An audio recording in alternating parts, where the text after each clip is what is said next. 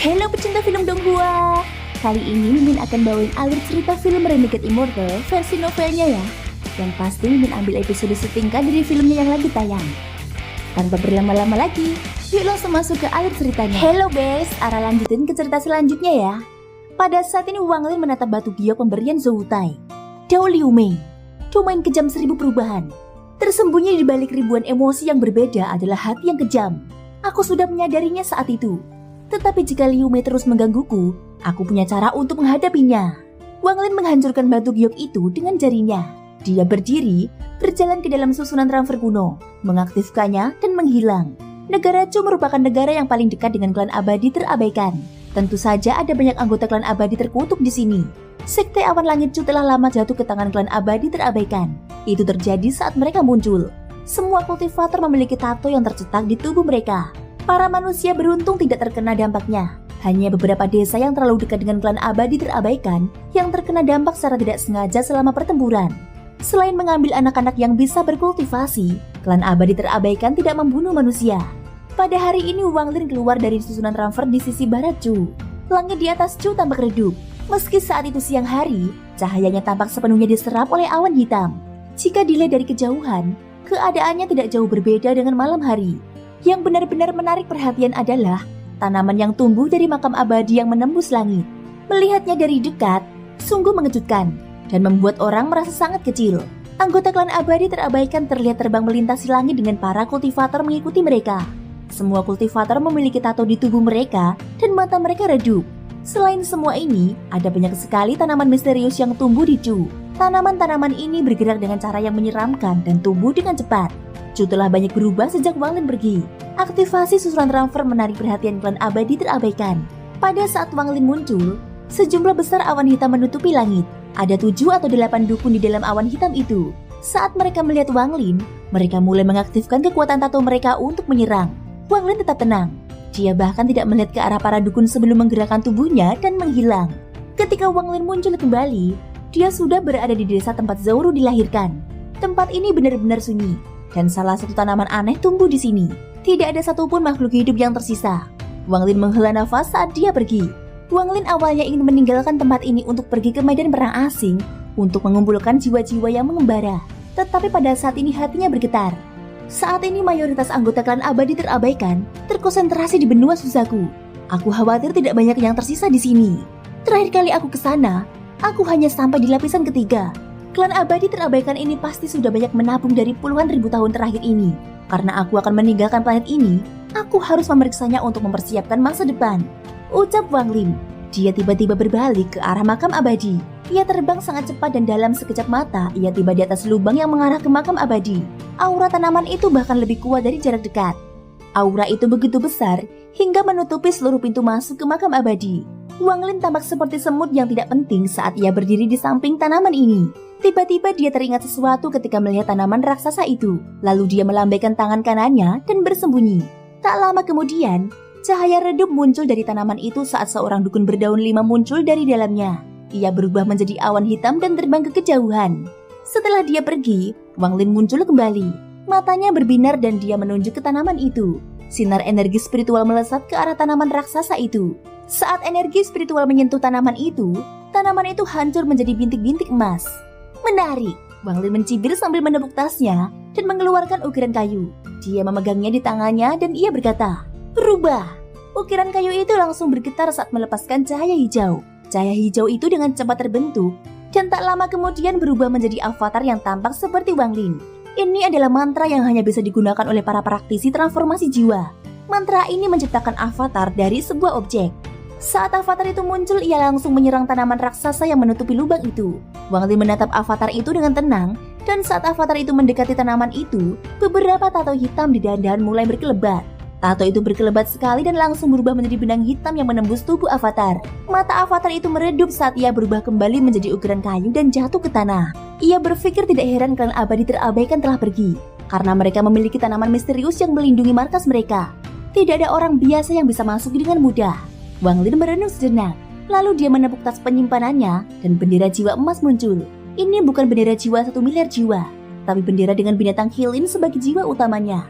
Dia melambaikan bendera jiwanya dan pecahan jiwa formasi inti terbang keluar. Pecahan formasi inti kemudian terbang menuju tanaman raksasa. Mata Wang Lin merah saat dia menatap pecahan jiwa itu. Namun pecahan jiwa itu berhasil menembus tanaman itu tanpa halangan apapun. Bahkan sampai sekarang, tidak ada tato yang muncul pada tanaman itu. Wang Lin mengeluarkan beberapa pecahan jiwa lagi untuk diuji dan semuanya masuk tanpa masalah. Menarik, tanaman ini memotong energi spiritual dan ukiran, tetapi membiarkan jiwa-jiwa bebas melewatinya. Tanaman ini sangat menarik. Wang Lin melambaikan bendera jiwa dan kemudian lebih dari 200 fragmen jiwa bersama dengan jiwa kilin keluar. Dengan satu pikiran, seluruh pecahan jiwa berkumpul di sekeliling Wang Lin membentuk baju zirah pecahan jiwa. Pecahan jiwa kilin membentuk tato kilin di wajahnya yang memancarkan cahaya keemasan. Wang Lin lalu menyerbu ke arah tanaman besar itu tanpa ragu-ragu.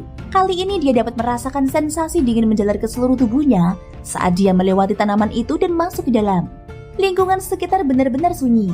Wang Lin mendongak dan menemukan bahwa semakin tinggi tanaman yang dilihatnya, semakin banyak cahaya keemasan yang muncul. Hal ini terus berlanjut dan Wang Lin tidak dapat melihat puncaknya. Ia hanya dapat melihat struktur seperti gua di cabang-cabang tanaman ini. Ketika dia melihat ke bawah, Wang Lin melihat lubang yang dikenalnya. Lubang itu gelap gulita dan dia hanya bisa melihat gas hitam yang naik dari bawah. Wang Lin merenung sebentar sebelum menyelaminya. Angin bersiul di telinganya saat ia berlari menuruni lubang. Begitu ia mendarat di lapisan pertama, tubuhnya menghilang tanpa jejak.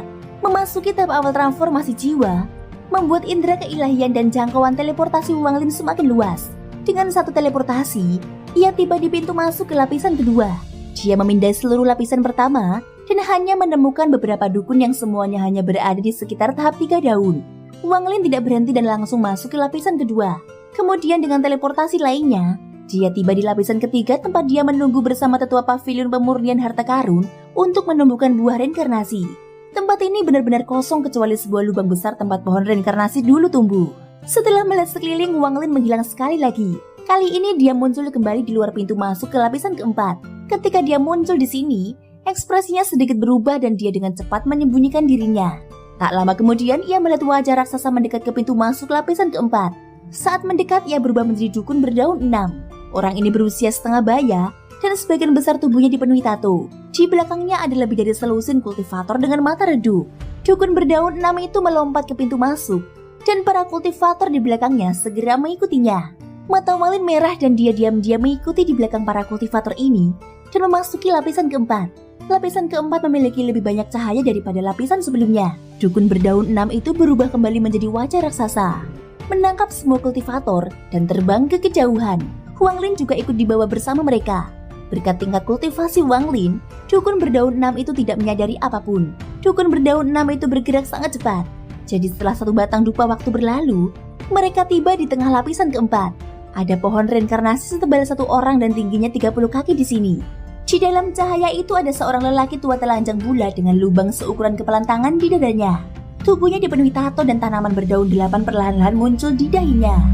Pada saat yang sama ada tato yang memancarkan aura kuno yang melayang di atas kepalanya. Tato ini sangat rumit. Satu pandangan saja bisa membuat orang pusing. Di bawah pohon itu berdiri lebih dari selusin dukun berdaun 6. Tak satu pun dari mereka berbicara. Dan di belakang masing-masing dari mereka berdiri lebih dari 10 kultivator. Singkat cerita tidak ada seorang pun yang menyadari keberadaan Wang Lin. Hanya dukun berdaun 8 yang dapat mendeteksinya, namun saat ini ia terluka parah. Tatapan mata Wang Lin menjadi dingin. Lalu tiba-tiba dia bergerak.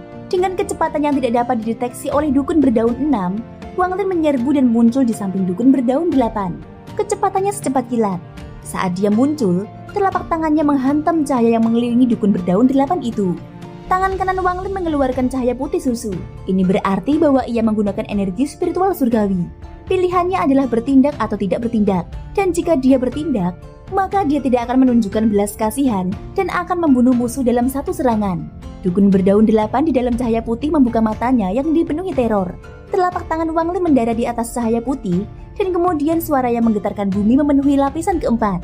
Dampak yang kuat itu menyebabkan gelombang kecut menyebar, mendorong 6 dukun berdaun di sekitarnya mundur lebih dari 1000 kaki. Satu kesalahan langkah akan berarti kematian mereka. Salah satu dari mereka berteriak keras, "Kultivator, transformasi jiwa!" Mereka semua gemetar, lalu mulai melarikan diri. Wang Lin yang melihat ini matanya merah. "Kamu tidak bisa melarikan diri," ucap Wang Lin. Tatapannya menjadi dingin dan dia menekan pohon reinkarnasi. Energi spiritual surgawi mengalir deras ke dalam pohon reinkarnasi dan diikuti serangkaian suara berderak dan ledakan. Seluruh pohon reinkarnasi hancur menjadi potongan-potongan kecil. Cabang-cabang yang tumbuh dari pohon itu hancur berkeping-keping dan sekitar 100 orang kultivator semuanya terjatuh. Saat mereka mendarat, pandangan mata mereka menjadi jernih dan kebingungan mereka pun hilang. Tinggalkan tempat ini. Wang Lin mengucapkan satu kalimat ini sambil menyerang dukun berdaun 8 itu. Dia menepuk tas penyimpanannya dan nyamuk itu pun muncul. Dengan perintah Wang Lin, binatang nyamuk itu menyerang dukun berdaun 6. Belalainya yang besar kemudian menusuk kepala dukun berdaun 6 itu.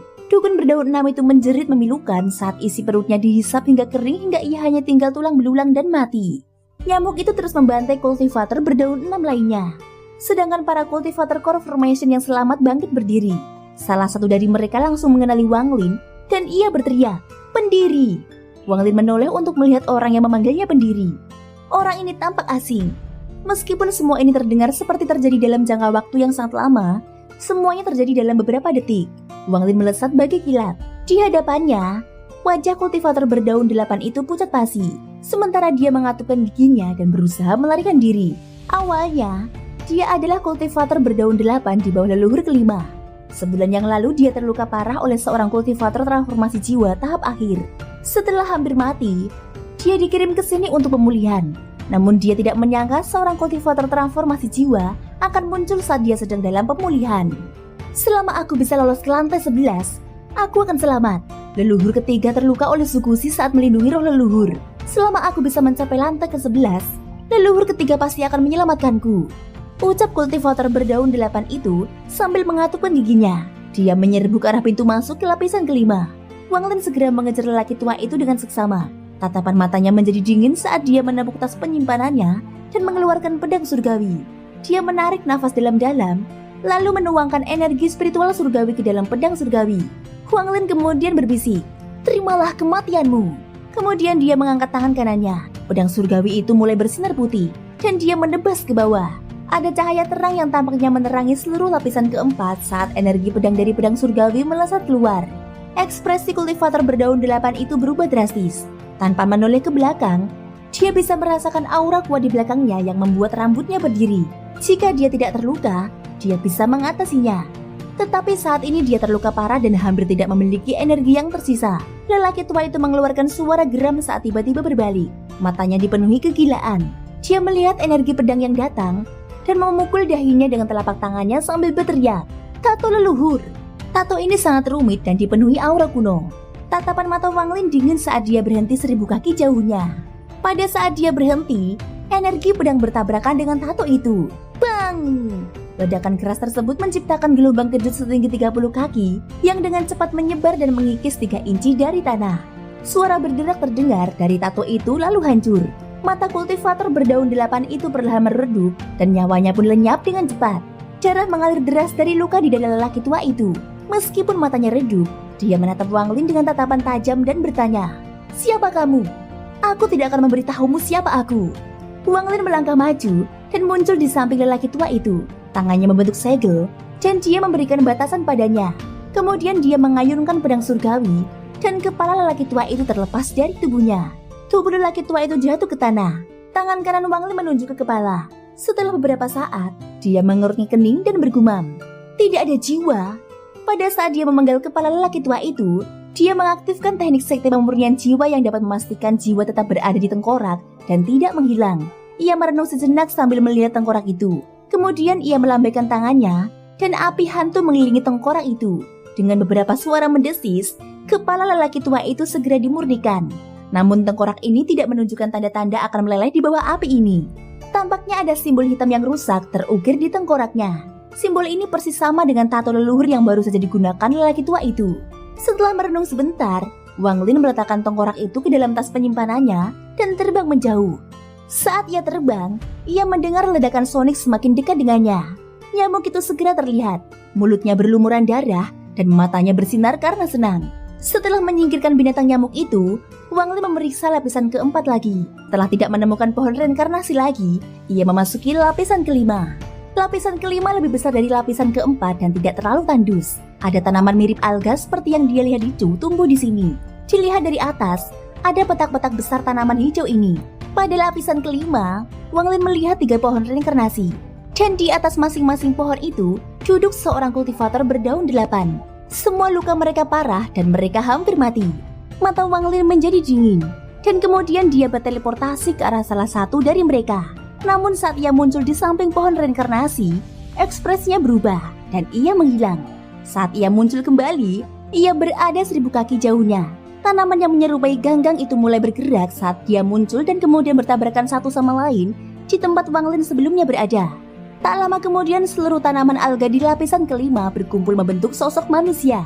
Sosok-sosok ini seluruhnya terbuat dari tumbuhan alga dan memancarkan aura aneh. Anggota tubuh bagian bawah mereka terhubung dengan tumbuhan alga di tanah dan juga bergerak dengan cara misterius yang sama. Dalam sekejap mata, makhluk aneh yang tak terhitung jumlahnya muncul di sekitar Wang Lin. Orang asing, tinggalkan tempat ini. Suara tanpa jenis kelamin keluar dari mulut tanaman ini dan bergema di seluruh lapisan. Tatapan mata Wang Lin menjadi dingin. Setiap makhluk hidup ini memiliki kultivasi seorang kultivator jiwa baru lahir. Dia tidak punya waktu untuk menghadapi makhluk hidup ini. Jadi dia melambaikan tangannya dan bendera jiwa 1 miliar jiwa muncul di genggamannya. Wang Lin berkata dengan lembut, "Jiwa-jiwa, berpencar." Jiwa-jiwa tiba-tiba keluar satu persatu dan mengelilingi bendera jiwa. Ada sedikit lebih dari 600 juta pecahan jiwa dan 26 jiwa primer, termasuk jiwa dupian di bendera jiwa 1 miliar jiwa. Fragmen jiwa ini tidak dapat membentuk kultivator ascendant tahap akhir saat menyatu atau bahkan kultivator ascendant tahap menengah. Namun mereka masih dapat menyatu untuk menciptakan kultivator ascendant tahap awal. Wang Lin tahu bahwa dia harus bertindak cepat selama perjalanan ini dan tidak membuang-buang waktu. Jadi dia segera mengeluarkan bendera 1 miliar jiwa. Kemudian 500 juta fragmen jiwa dan lebih dari selusin jiwa primer menyatu untuk menciptakan fragmen jiwa ascendant yang kuat. Saat jiwa itu muncul, seluruh lapisan kelima bergetar. Pecahan-pecahan jiwa dan jiwa-jiwa utama yang tersisa berputar di sekitar Wang Lin sambil mengeluarkan ratapan hantu. Wang Lin tahu bahwa jika ascendant ini tidak bisa bertahan terlalu lama, jadi dia berteriak, "Bunuh!" Mata kultivator ascendant tahap awal itu berbinar dan dia melambaikan tangannya. Pada saat ini semua tanaman mirip alga di lapisan kelima hancur. Wang Lin tidak berhenti. Ia menyerbu ke arah pohon reinkarnasi dan menunjuknya. Semua pecahan jiwa di sekitarnya menyerbu untuk melahap pohon reinkarnasi. Pohon reinkarnasi langsung roboh. Dan kultivator berdaun 8 yang berada di atasnya batuk darah lalu mati. Proses ini berlanjut saat Wang Lin memimpin jiwa ascendant bersama dengan bendera jiwa 1 miliar jiwa dan menyapu lapisan kelima. 2 kultivator berdaun 8 yang tersisa yang sedang menyembuhkan juga dibunuh olehnya. Tubuh mereka disempurnakan dan dia menyingkirkan tengkorak mereka. Wang Lin tidak memiliki niat baik terhadap klan abadi terabaikan. Dia dengan cepat terbang ke lapisan ke-6. Dan di sana dia seperti iblis yang membunuh setiap anggota klan abadi terabaikan yang dia lihat. Targetnya adalah pohon reinkarnasi. Di lapisan ke-6 terdapat 3 pohon reinkarnasi. Berkat kekuatan jiwa ascendant tahap awal, 3 orang yang menyembuhkan diri pada lapisan ke-6 juga mati. Wang Lin juga menyerbu melewati lapisan ke-7, lapisan ke-8, dan langsung menuju lapisan ke-10. Pada lapisan ke-10, jiwa ascendant hancur menjadi pecahan-pecahan jiwa yang lemah. Mereka kembali ke bendera jiwa dan tidak dapat dipanggil lagi. Bendera jiwa 1 miliar jiwa itu disimpan oleh Wang Lin. Sepanjang perjalanan, ia mempelajari bendera jiwa itu. Meskipun jiwa ascendant itu kuat, durasinya terlalu pendek dan masih ada perbedaan kekuatan dibandingkan dengan seorang kultivator ascendant sejati. Selain itu, kerusakan pada pecahan jiwa sangat parah setiap kali digunakan. Inilah sebabnya Dutian memanggilnya hanya untuk menakut-nakuti orang dan bukan untuk membuatnya bertarung. Sepanjang perjalanan, termasuk yang dibunuhnya sebelumnya, Wang Lin telah membunuh total 19 kultivator berdaun 8. Semuanya sudah terluka parah dan meninggal tanpa mengetahui apa yang sebenarnya terjadi. Semua lapisan selanjutnya memiliki tanaman misterius yang bertindak sebagai penjaga seperti yang dilakukan lapisan ke-6. Jika Wang Lin tidak memiliki jiwa ascendant, dia akan terhenti di lapisan ke-6. Bahkan klan abadi terkutuk tidak akan menduga seorang kultivator ascendant akan membunuh dan masuk ke rumah mereka. Lagi pula, hanya ada 3 kultivator ascendant di planet ini kecuali Yukunsi. Sukusi berada di Gunung Susaku. Choyonove telah meninggalkan planet ini. Dan kultivator ascendant terakhir dari sekte penghancur bumi terluka parah dan saat ini sedang memulihkan diri di lokasi rahasia. Jika tidak ada kultivator ascendant, maka dengan pertahanan yang dipersiapkan untuk makam abadi tidak akan ada masalah. Di lapisan ke-6 hingga lapisan ke-10, Wang Lin memperoleh hasil panen yang besar. Dia tidak tahu apa kegunaan tengkorak-tengkorak itu. Tetapi dia tidak menyangka klan abadi terabaikan memiliki begitu banyak batu roh yang disimpan. Menurut logika, batu-batu roh ini tidak berguna bagi klan abadi terabaikan. Wang Lin memiliki total 19 tengkorak. Setelah dengan hati-hati menyimpannya, dia melihat ke pintu masuk ke lantai ke-11 dan mulai ragu-ragu. Dia tidak tahu berapa banyak lapisan yang dimiliki makam abadi. Dan jika dia tidak memiliki jiwa ascendant, tidak akan ada cara baginya untuk mencapai sejauh ini. Dia tidak yakin dengan lapisan ke-11. Namun dia memiliki firasat misterius bahwa ada sesuatu di lapisan ke-11 yang memanggilnya. Wang Lin mencibir. Dia tidak bergegas turun tetapi mulai mengatur formasi. Formasi ini adalah formasi yang diajarkan Dutian kepadanya untuk melawan kekuatan garis keturunan leluhur klan iblis raksasa. Itu adalah susunan transfer kecil. Dia dengan mudah meletakkan formasi itu dan meletakkan sepotong batu giok surgawi. Wang Lin melihat ke arah lapisan ke-11. Lapisan itu benar-benar gelap dan mengeluarkan asap hitam. Ini berbeda dari lapisan lainnya. Wang Lin memegang pedang surgawi di tangan kanannya, mengumpulkan energi spiritual surgawinya dan melompat ke dalam terowongan. Terowongan ini tidak terlalu dalam, jadi tidak butuh waktu lama bagi Wang Lin untuk keluar dari terowongan dan memasuki lapisan ke-11. Saat dia masuk, ekspresinya menjadi aneh. Lapisan ke-11 tidak terlalu besar dan terdapat saluran yang digali di tanah. Saluran tersebut membentuk tato dan terdapat cairan merah yang mengalir di dalamnya. Hal yang meninggalkan kesan di benak Wang Lin adalah tato merah yang terbentuk oleh saluran tersebut. Pada saat yang sama aura dingin keluar dari tanah. Ini jelas merupakan tempat yin yang ekstrim. Di tengah tato itu mengambang seorang wanita telanjang. Rambutnya bergerak tanpa angin dan memancarkan aura iblis. Tubuh wanita ini sangat indah dan sempurna. Tidak ada bekas tato di tubuhnya, kecuali tanaman berdaun 9 di dahinya. Dia sangat cantik. Selain mayat surgawi, satu-satunya orang yang pernah dilihat Wang Lin yang secantik ini adalah Liu Ming. Dia belum pernah bertemu dengannya sebelumnya, tetapi dia memancarkan perasaan yang familiar. Ada sebuah gulungan terbuka yang melayang di atas wanita itu. Dan ada 9 cahaya keemasan pada gulungan itu yang membentuk sebuah lingkaran. Helaian gas hitam keluar dari gulungan itu dan memasuki dahi wanita itu. Saat Wang Lin melihat gulungan tersebut, hatinya bergetar.